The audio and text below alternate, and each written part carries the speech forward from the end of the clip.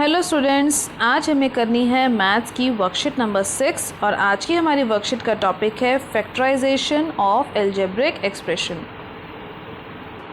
यानी कि आज हम पढ़ने वाले हैं बीजीय व्यंजकों का गुणनखंडन किस प्रकार किया जाता है, जो कि फैक्टराइजेशन ही कहलाती है। तो चलो स्टार्ट करते हैं आज की वर्कशीट।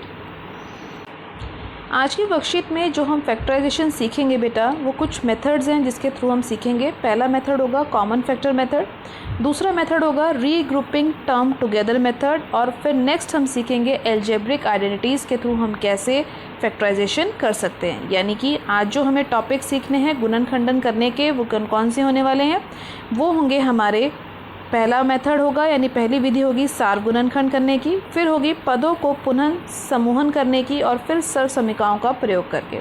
तो चलो स्टार्ट करते हैं आज की वर्कशीट। यानी पहला टॉपिक जो है हमारा कॉमन लेने वाला यानी सार गुणनखंड लेने वाला। तो देखो, जो पहला एग्जाम्पल हमारी वर्कशीट में आज दिया गया है, यानी आज की वर्कशीट में जो हमें पहला गुणनखंडन यानी फैक्टराइज करना है नंबर को, वो क्या है, वो नंबर है हमारा 3a² BC, फिर है प्लस का साइन यानी जमा का निशान, 5ab² C। अब जब भी हम कोई भी क्वेश्चन की फैक्टराइजेशन करेंगे यानी गुणनखंडन करेंगे, तो सबसे पहले हम इसी विधि को यानी इसी मेथड को, जो कि कॉमन फैक्टर मेथड है यानी सार गुणनखंड वाली विधि है, इसको अप्लाई करेंगे। अब इसको अप्लाई करने का यानी इसको लागू करने का क्या तरीका है, जो हमारे पास टर्म्स दे रखी हैं यानी जो पद हमें दिए गए हैं, उसको पहले अच्छे से समझते हैं। तो पहली जो टर्म है 3a²b, इसके अंदर कौन कौन सी हमारे पास नंबर्स हैं। देखो, 3 था एक ही बार, फिर है a² यानी a की घात 2, तो यानी a कितनी बार लिखा हुआ है, 2 बार, फिर है b एक बार और c एक बार। अब अगली टर्म पे आते हैं, इसमें है 5 हमारे पास, फिर है एक बार a, फिर b की घात 2 यानी b² लिखा हुआ है ऐसे करके। b की घात 2 का मतलब b आएगा 2 बार और c आएगा एक बार। अब दोनों में से कॉमन क्या है उसको हमें अलग कर लेना है। कॉमन का मतलब जो दोनों के पास होता है। देखो, a जो है वो दोनों के पास है एक एक, ठीक है। फिर उसके बाद एक b दोनों के पास है ना। अब आप देख पा रहे होंगे कि एक c भी दोनों के पास है। तो जो हमारा कॉमन टर्म हमें मिल गई उसको हम लिख लेंगे बाहर, और जो हमारे पास बच गया वो रह जाएगा अंदर। तो यहाँ पर देखो, हमारे पास कौन कौन सी टर्म्स थी जो हमें मिल गई, a मिल गया, b मिल गया और c मिल गया। इसको मैंने ले लिया बाहर, ब्रैकेट बनाया, अंदर क्या बचेगा, यहाँ से ये वाला 3 और ये वाला a, तो यहाँ ब्रैकेट के अंदर आ गया 3a, फिर ये बीच में प्लस का साइन था, वो प्लस का साइन डाला, यहाँ से क्या बचा 5 और यहाँ से बचा b, तो ब्रैकेट में आ गया 5b, ब्रैकेट कर देते हैं बंद। तो हमारा आंसर देखो यही आ गया ना, ABC ब्रैकेट के अंदर 3a + 5b। तो यहाँ हो गया हमारा एग्जाम्पल नंबर 1 सॉल्व। अब करते हैं हम अपना एग्जाम्पल नंबर 2 यानी उदाहरण नंबर 2। आज की वर्कशीट का बेटा जो सेकेंड एग्जाम्पल यानी उदाहरण नंबर 2 हमें करना है, वो हमें करना है फैक्टराइजेशन रीग्रुपिंग द टर्म करके, यानी पदों को पुनः समूहित करके। तो चलो स्टार्ट करते हैं। पुनः समूहित करने का मतलब इनकी पोजीशन, इनकी जगह आपस में बदलनी पड़ेगी। रीग्रुपिंग का मतलब जैसे आप ग्रुप्स बनाते हो, तो रीग्रुपिंग का मतलब ग्रुप के मेंबर्स को आपस में शफल कर देना, कि एक को कुछ काम दिया था दूसरे को कुछ, तो वो आपस में अपना काम चेंज कर लें, ठीक है। तो चलो स्टार्ट करते हैं इस एग्जाम्पल को। इस एग्जाम्पल में या इस टाइप के जो क्वेश्चन होंगे जहाँ पर आप रीग्रुपिंग द टर्म्स करेंगे यानी पदों का जो पुनः एक दूसरे की जगह बदलेंगे ये दोबारा, तो यहाँ पर आप ध्यान रखेंगे जिन दो को आप चेंज करने वाले हैं उन दोनों में से कॉमन लेने पर जो टर्म आए वही कॉमन टर्म यानी वही सेम टर्म, वही सेम पद आपको दूसरी दोनों में मिले। तो यहाँ पर देखो, हम किसकी रीग्रुपिंग करेंगे, हम इन दोनों टर्म्स को एक साथ लिखेंगे यानी इन दोनों पदों को एक साथ लिखने वाले हैं और इन दोनों पदों को एक साथ लिखने वाले हैं, ठीक है। अभी हम करके देखते हैं, अभी आपको समझ आ जाएगा कि हमने इन्हीं दो को क्यों चुना। अब ये ध्यान रखना, जैसे आप एक डेस्क से उठ के दूसरे डेस्क पे जाते हो तो अपना सारा ज्योमेट्री बॉक्स, अपने पेन पेंसिल का ख्याल रखते हो ना, अपने साथ लेके जाते हो। तो यही होगा, अगर जब इस वाली टर्म को हम इसके साथ लिखवाएंगे यानी इसकी ग्रुपिंग करेंगे, तो ये अपना माइनस का साइन अपने साथ लेके जाएगा, ये ध्यान रखना है आपने। तो देखो यहाँ पर क्या टर्म लिखी हुई है, x³ -6x²y, बस वो आगे आ गया, और फिर आ गया ये वाला -xy², और फिर आ गया ये वाला 6y³ यानी 6y की घात 3। सिर्फ टर्म्स को यानी पदों को आगे पीछे करके लिखा गया है, कोई और बदलाव यहाँ पे नहीं किया, कोई प्लस माइनस का निशान यहाँ पर नहीं बदला, इसका आपने ध्यान रखना है, बहुत अब दो दो करके पेयर बनाने और उनमें से वैसे ही कॉमन लेना है, कॉमन फैक्टर यानी कि सार गुणनखंड करना है, सार गुणनखंड लेना है, जैसे कि आपने एग्जाम्पल नंबर 1 में किया था। इससे पहले के उदाहरण में मैंने जैसे आपको समझाया था बिल्कुल वैसे ही हमें करना है। तो अब ध्यान से देखो, यहाँ पर कितना है एक्स क्यूब। एक्स क्यूब का मतलब एक्स कितनी बार है यहाँ पर एक्स 3 बार है। इसके पास है 6x² यानी x है 2 बार और फिर एक y। तो अब दोनों के पास देखो कितने x हैं, एक x इसके पास भी, एक इसके पास भी है, ये 2x तो बाहर आ गए, x की घात 2। और यहाँ से बचा क्या, यहाँ से बचा हमारे पास ये वाला x जो यहाँ हमने लिख दिया, फिर आया बीच वाला माइनस का निशान, ब्रैकेट ज़रूर बनाना, ब्रैकेट नहीं भूलना। फिर यहाँ से क्या बचा, ये वाला 6 और ये वाला y, तो ब्रैकेट के अंदर आ गया ना 6y। तो हो गया हमारा ये वाला सॉल्व। ये दो पेयर जो हमने यानी जो दो टर्म्स की कॉमन लिया था, ये दो टर्म्स तो सॉल्व हो गई। अब बची ये पीछे वाली दोनों टर्म। अब इन दोनों टर्म्स को भी समझो जल्दी से, एक है x और दो है y, क्योंकि y² है, y 2 बार आएगा। फिर है 6 और y की घात 3 यानी y की पावर 3 यानी y 3 बार है। तो अब देखो ध्यान से कॉमन क्या लिया जाएगा, y 2 है यहाँ पर भी y 2 थे, तो ये 2 ही तो y कॉमन है और तो कुछ भी कॉमन नहीं है। तो देखो यहाँ पर y की घात 2 यानी y की पावर 2, y 2 बार है यानी ये है y की पावर 2, y की घात 2, याद रखना है इसको। तो यहाँ से क्या बच गया, x बच गया, वो x देखो अंदर है। यहाँ से क्या बच गया 6y, तो वो 6y भी यही है। अब एक चीज़ का ध्यान आपने रखना है, यहाँ बाहर था माइनस का निशान, यहाँ बाहर माइनस था और अंदर है प्लस। तो अगर मैं बाहर माइनस का निशान लूँगी तो अंदर कौन सा निशान बचेगा, मेन निशान बनना चाहिए प्लस। तो अगर बाहर माइनस है तो अंदर भी माइनस होना चाहिए, तभी तो दोनों माइनस माइनस मिलके प्लस बनाएंगे ब्रैकेट खुलने पर। तो इसका निशान का ध्यान आप ज़रूर रखेंगे, इस साइन का ध्यान आप ज़रूर रखेंगे। अब देखो ध्यान से, मैंने आपको बोला था कि जो ब्रैकेट के अंदर कॉमन टर्म आएगी वो सेम आ जाएगी। इस तरीके से आपको ये पेयरिंग करनी है, यानी दो दो के जोड़े बनाने हैं। तो ध्यान से देखो, ये आ गया x माइनस वाई, ये भी आ गया x माइनस वाई, सेम आ गया ना। अगर ये सेम नहीं आता, इसका मतलब आपने जो यहाँ पर पेयरिंग की है, जो जोड़े बनाए हैं वो सही नहीं बने हैं आपके। आप उसको दोबारा से करके देखिए, एक दो पेयर आगे पीछे करिए, आप उसको कर पाएंगे। अब जो हमारे पास कॉमन आ गया x माइनस 6y, उसको हमने लिख दिया एक बार, दो ब्रैकेट 2 बार था, एक बार लिख दिया। और जो टर्म बच गई, एक बचा ये x², फिर उसके साथ बचा ये y², तो इसको डाला एक ब्रैकेट में और एक बार लिख दिया। अब ये हो गया हमारा फिनिश, फैक्टर्स बन गए। लेकिन हमें ध्यान देना है कि अगर फिर भी कोई सर्वसमीका यानी एल्जेब्रिक आइडेंटिटी यूज़ हो रही है तो उसका यूज़ करना है। तो आपको पता है ना, x² माइनस y² क्या होता है, x प्लस वाई और x माइनस वाई, पिछली वर्कशीट्स में कर चुके हैं आप। तो हमने इस वाले ब्रैकेट को खोल के लिख दिया x minus y, x plus y और एक था x माइनस 6y। तो हो गया हमारा एग्जाम्पल नंबर 2 भी सॉल्व। अब हम करते हैं एग्जाम्पल नंबर 3।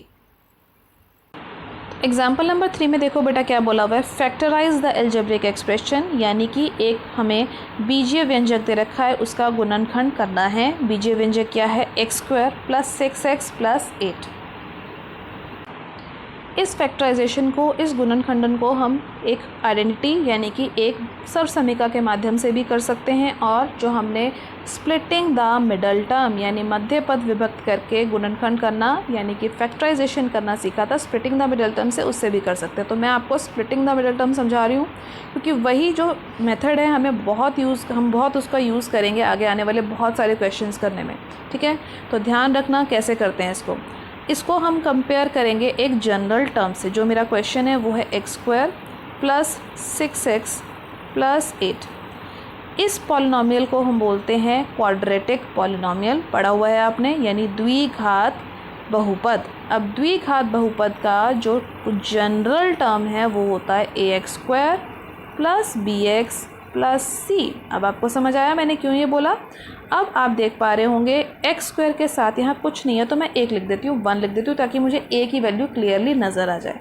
तो जब भी हम स्प्लिटिंग द मिडल टर्म करते हैं तो हम क्या करते हैं, इस a और इस c यानी x² के साथ लिखे हुए नंबर को और उस नंबर को जिसके पास कोई x नहीं है, उन दोनों की करते हैं मल्टीप्लिकेशन। तो यानी यहाँ पर मुझे मल्टीप्लिकेशन करनी है 1 और 8 की, क्योंकि a की जगह पर है 1 और c की जगह पर है 8। ठीक है, आंसर मेरा क्या आया, आंसर मेरा आया 8। अब 8 के मुझे फैक्टर्स बनाने हैं यानी गुणनखंड करने हैं। ठीक है, तो हमें पता है क्या होता है, 2 4 ज़ा 8, 4 2 ज़ा भी करेंगे तो भी 8 आएगा, और अगला फैक्टर होगा 8 1 ज़ा 8। यही फैक्टर्स पॉसिबल हैं 8 के। अब इन संख्याओं को यानी 2 4, जो मैंने यहाँ पर ये पेयर लिखा क्योंकि 2 4 ज़ा 8 और ये 8 1 ज़ा 8, इन्हीं में से एक पेयर को हमें चुनना है और इस तरीके से चुनना है कि इसको जमा या घटा करने पर ये बीच वाला नंबर बन जाए। तो आप बहुत इजीली और बहुत आसानी से बता पा रहे होंगे, देख पा रहे होंगे कि मैम 2 और 4 को लेंगे और इजीली हम इसको प्लस करेंगे तो हमारा आंसर 6 आ जाएगा, है ना। तो इसी को हमने लेना है। वेरी गुड, तो लिख देते हैं एक्स स्क्वायर की जगह एक्स स्क्वायर ही लिखते हैं। अब ध्यान से लेना कि इन दोनों नंबर को मल्टीप्लाई करने पे यानी गुणा करने पर आंसर ये बनना चाहिए और आंसर का निशान भी ये जमा का ही होना चाहिए, प्लस का, ये ध्यान रखना। और प्लस माइनस करने पर सेंटर वाला नंबर और मल्टीप्लाई करने पर ये वाला 8 ही बनना चाहिए जो कि प्लस का है। तो यहाँ तो बहुत ईजी है, इसको हम लिख देते हैं। ये हो जाएगा 2x प्लस 4x प्लस 8। 2 और 4 कहाँ से है? यही वाले जो दो फैक्टर्स यानी गुणनखंड हमारे बने थे उन्हीं को हमने लिख लिया। अब जैसे ये 4 टर्म हो गई तो हमें पता है 4 टर्म होते हैं, हमें क्या करना होता है? 2 के कॉमन लेना होता है, जैसे भी हमने पहले वाले क्वेश्चन में किया। अब एक्स स्क्वायर का मतलब क्या है? यहाँ पर एक्स कितनी बार है? एक्स है 2 बार, फिर है 2x यानी कि इस तरीके से।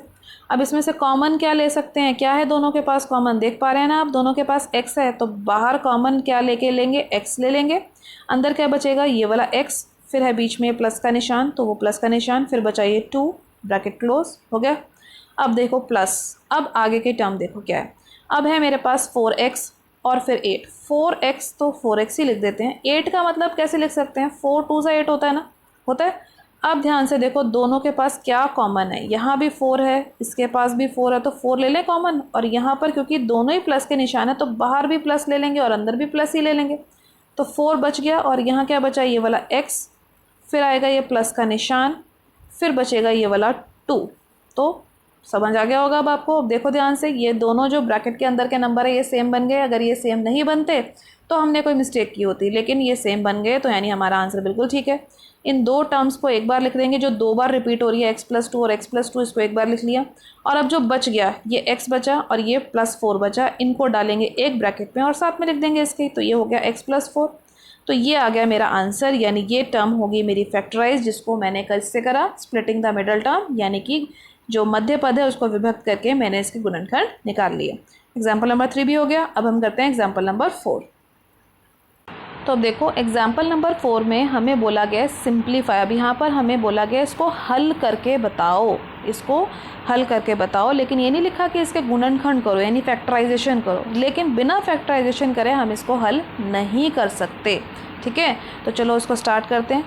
अब ये जो नंबर लिखा हुआ है ना, ये अपॉन में लिखा है, फ्रैक्शन में यानी बटा में, तो इसको कैसे करेंगे? ऊपर वाली जो संख्याएं हैं यानी जो ऊपर का एक्सप्रेशन और जो नीचे का एक्सप्रेशन है, इन दोनों को हमें अलग अलग हल करना पड़ेगा, अलग अलग सॉल्व करना पड़ेगा और फिर उसका आंसर लिखना पड़ेगा। तो चलो स्टार्ट करते हैं।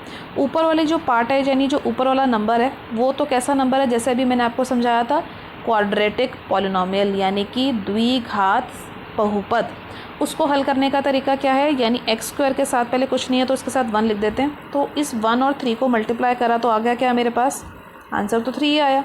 और 3 के फैक्टर्स में निकालूंगी तो सिर्फ 3 और 1 ही होता है, क्योंकि 3 1 ज़ा 3 या 1 3 ज़ा 3। और इन दोनों को ही जोड़ने पर, ऐड करने पर मुझे आसानी से 4 भी मिल जाएगा। तो यानी मेरा ऊपर वाला पार्ट तो बहुत आसानी से हो जाएगा। तो लिख देती हूँ ना मैं यहाँ पर एक्स स्क्वायर प्लस 4x को लिख सकती हूँ तोड़ के 3x प्लस 1x के जैसे, और लास्ट में फिर से मेरा 3 आ जाएगा। ठीक है, अब आते हैं इस नीचे वाले हिस्से पर जो ये 6x प्लस 18 लिखा हुआ था। अब ध्यान से देखो 6 और 18 दोनों ही 6 के टेबल में आते हैं, तो 6 बाहर लिख देते हैं क्योंकि दोनों एक ही टेबल में आते हैं। अंदर क्या बचेगा? x। अब ये 18 कहाँ आता है 6 के टेबल में? 3 पर, तो 3 बचेगा अंदर। ठीक है, क्लियर हुआ आपको? ये है सिर्फ 6 और ये है 6 3 ज़ा 18। तो दोनों में से कॉमन मेरे पास क्या बचा? बाहर आ गया 6, ये x बचा तो ये x रहा अंदर, और यहाँ से ये 3 बचा, ये 3 आ गया यहाँ पे। आई होप ये आपको क्लियर हो गया होगा। अब हम देखते हैं ऊपर वाले पार्ट में 2 की पेयरिंग करनी है। इन दोनों का एक पेयर बनेगा, इन दोनों का एक पेयर बन सकता है ना।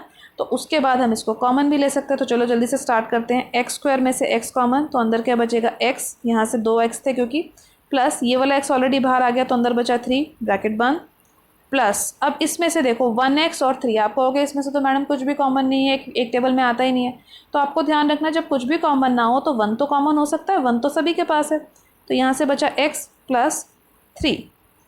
ठीक है, कैसे आया ये? ध्यान से देखना, ये थे 2x, एक्स स्क्वायर का मतलब 2x थे, ये था सिर्फ 3x। तो दोनों में से ये वाला x जो कॉमन था ये मैंने बाहर ले लिया, ये रहा मेरा वो वाला x। यहाँ से ये x बचा और यहाँ से बचा ये 3, बीच में आ गया प्लस का साइन।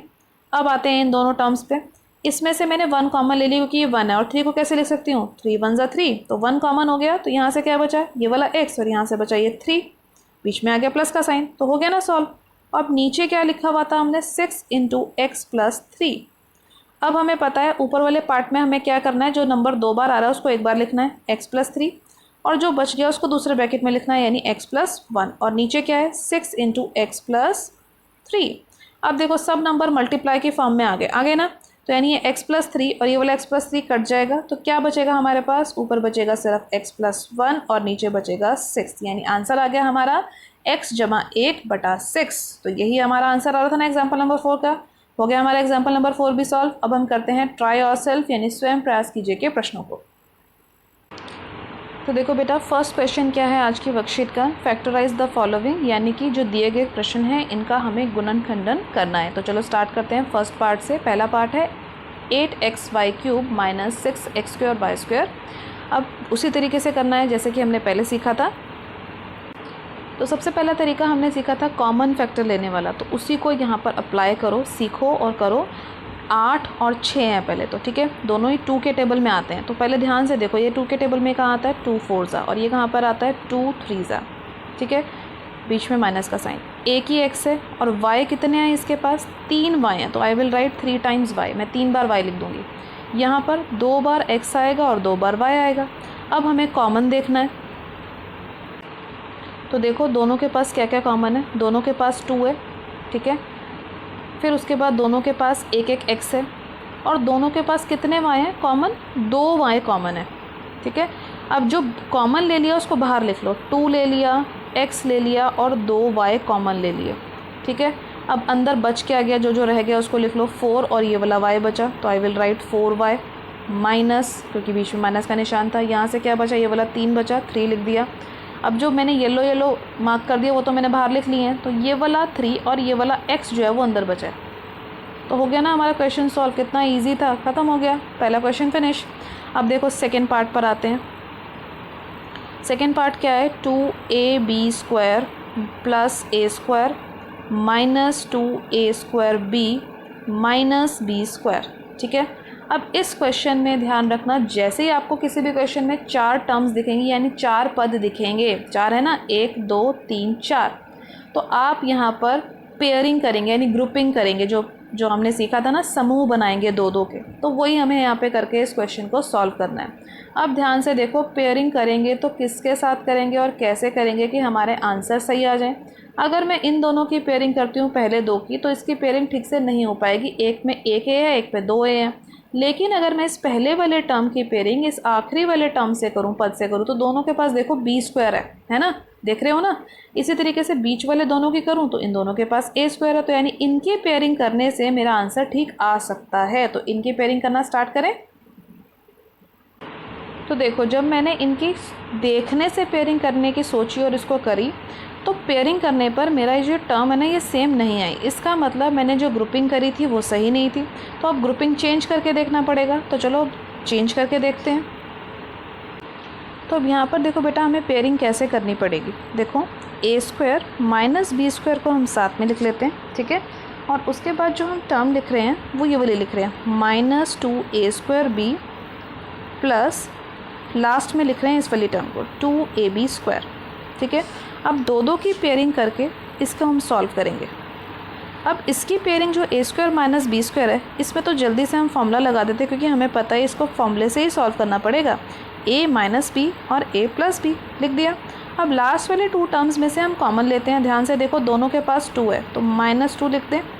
इसके पास a² है, इसके पास 1 a है, तो 1 a बाहर आ जाएगा। इसके पास 1 b है, उसके पास 2 बार b है, तो 1 b भी बाहर आ जाएगा। तो अंदर क्या बचा, यहाँ से मैंने सिर्फ एक ही a बाहर लिया था, यहाँ से मैंने एक ही b बाहर लिया था, तो अंदर बचा a - b। अब आप कहेंगे यहाँ माइनस क्यों आ रहा है, क्योंकि ये वाला बाहर वाला माइनस और ये अंदर वाला माइनस माइनस मिलेंगे, तभी तो ये वाला प्लस बनेगा, ठीक है। अब देखो, एक ये पूरी टर्म बन गई और एक ये पूरी टर्म बन गई। इसमें से a - b यहाँ पर भी है, a - b यहाँ पर भी है, तो कॉमन ले लें a - b को, यानी कि उभयनिष्ठ, यानी कि कॉमन लेने का मतलब उभयनिष्ठ लेना। a - b बाहर आ गया, तो यहाँ से क्या बचेगा मेरे पास, यहाँ से बचेगा a प्लस बी, फिर माइनस का निशान, यहाँ से क्या टर्म बचेगी, सिर्फ ये वाली टर्म -2ab। तो हो गया ना हमारा क्वेश्चन फिनिश। यहीं तक तो करना था, कॉमन ही तो लेना था, फैक्टर्स बनाने थे, बन गए हमारे फैक्टर्स। तो हो गया हमारा क्वेश्चन नंबर 2 भी सॉल्व। इसके बाद करते हैं क्वेश्चन नंबर 3। तो देखो थर्ड पार्ट वेरी इजी। तीसरे पार्ट में x² जमा 8x जमा 12 यानी x² प्लस 8x प्लस 12, इसको करना है फैक्टराइज। तो अभी मैंने आपको समझाया था, जैसे ही ऐसी टर्म आपको दिखेगी ये वाली x² प्लस 8x प्लस 12, यानी कि ये है एक कैसा बहुपद, ये है एक द्विघाती बहुपद यानी क्वाड्रेटिक पॉलिनोमियल। तो इसमें हमें इस 12 को और इस x² के साथ लिखे हुए 1 को, इन दोनों नंबर को मल्टीप्लाई करना है तो 12 भी आएगा। और फिर उस 12 के फैक्टर्स यानी कि जो मेरे पास 12 संख्या आई उसके गुणनखंड देखने हैं। क्या होते हैं, 3 4 ज़ा 12 होता है, 3 4 ज़ा 12, 6 2 ज़ा 12 और 12 1 ज़ा 12। अब इन पेयर में से ये जो जोड़े बन गए ना, इनमें से कोई एक लेना है ताकि मेरा ये 8 मुझे मिल जाए। तो आपको दिख ही रहा है, बहुत क्लियर है, 6 और 2 लोगे तभी 8 बनेगा। तो चलो जल्दी से कर लेते हैं। ये है x² प्लस, इसको मैं कैसे लिख सकती हूँ, 6x प्लस 2x, x मत लिखना भूलना वरना गलती हो जाएगी। अब जब जैसे ये लिख लिया तो 2 के पेयर बना लोगे। अब पेयर बना के कॉमन लेना तो आपको आ ही गया होगा। तो यहाँ क्या बचेगा, x कॉमन लेकर x प्लस 6। अब ये 2 है 12 है, दोनों 2 के टेबल में आते हैं तो 2 बाहर, यहाँ बचेगा सिर्फ x। अब 2 के टेबल में 12 कहाँ आता है, 6 पे, तो अंदर बचा 6। तो देखो सेम आ गया ना, x प्लस 6। तो इस x प्लस 6 को लिख देते हैं एक ही बार, x प्लस 6 बाहर, और अंदर क्या बचेगा, ये वाला x और ये वाला x प्लस 2। तो हो गया मेरा ये वाला क्वेश्चन भी solve. Very easy to understand, कितना आसान था इसको सॉल्व करना। अब आते हैं फोर्थ पार्ट पे। फोर्थ पार्ट क्या है, x² प्लस 10x प्लस 16। फिर से वही क्वेश्चन है, देखो अब मुझे 16 को और x² के साथ कुछ नहीं है तो 1, तो इस नंबर 1 को मल्टीप्लाई करके देखना है। तो 16 1 ज़ा 16 ही होता है, 16 ही आ जाएगा। अब मुझे फैक्टर्स देखने हैं, तो 4 4 ज़ा 16 पहला पेयर आ गया। अगला 8 2 ज़ा 16 या 2 8 ज़ा 16, उसका अगला 16 1 ज़ा 16। अब कौन से वाले को चुनूँ कि 10 बन जाए, ऑब्वियसली 8 और 2 को जोड़ेंगे तो 10 बन जाएगा। तो चलो जल्दी से लिख दो, x² plus 8x plus 2x plus 16। अब क्या करना है, सबको याद हो गया, 2 के जोड़े बनने आने हैं और उसमें से कॉमन लेना है। x² यानी x 2 बार है तो एक x बाहर आ जाएगा, एक x अंदर आ जाएगा, प्लस इस वाले x को तो मैंने पहले से ही बाहर ले लिया तो अंदर क्या बचा, सिर्फ 8, फिर प्लस का निशान। अब ये 2 है, ये 16 है, दोनों 2 के टेबल में आते हैं तो 2 बाहर, इधर बचा x। अब ये 16 में से 2 तो बाहर आ गया तो क्या बचा, 2 8 ज़ा 16, सेम आ गया, कॉमन बन गया x प्लस 8।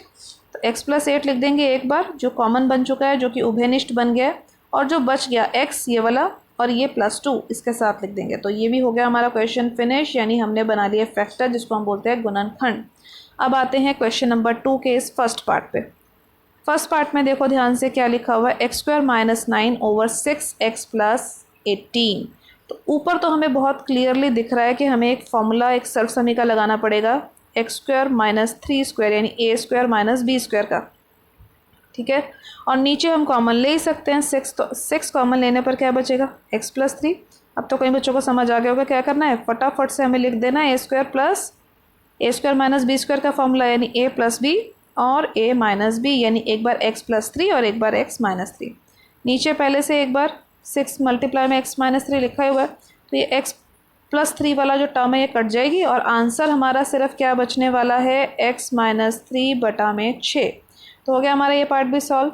अब आते हैं लास्ट पार्ट पे हमारे, जो कि सेकेंड पार्ट है question number, this is the second part, ठीक है। सेकेंड पार्ट भी बहुत आसान है, देखो क्या है, x² प्लस 3x प्लस 2 पूरे के नीचे बटा में है x प्लस 2। तो अब जैसे ही बेटा आप ये x² देखते हो, x देखते हो, आपको जल्दी से समझ आ जाना चाहिए अब तो कि ये कैसा बहुपद है, कैसा पॉलिनोमियल है, क्वाड्रेटिक यानी द्विघाती बहुपद। तो अब मुझे क्या करना है, x² के साथ जो नंबर है, यहाँ कुछ नहीं है तो मैंने 1 लिख दिया। इस 1 को जिसके पास कोई x नहीं उससे मल्टीप्लाई करना है, यानी 2 से मल्टीप्लाई करना है। 1 और 2 मल्टीप्लाई करा तो आंसर कितना आया, 2। अब इसके फैक्टर बनाऊंगी तो 2 और 1 ही तो होंगे, 2 1 2 ही तो होता है, और तो किसी टेबल में आता ही नहीं है। और 2 और 1 को प्लस करने पर मुझे आसानी से बीच वाला 3 भी मिल जाएगा। तो जल्दी से कर देते हैं सॉल्व।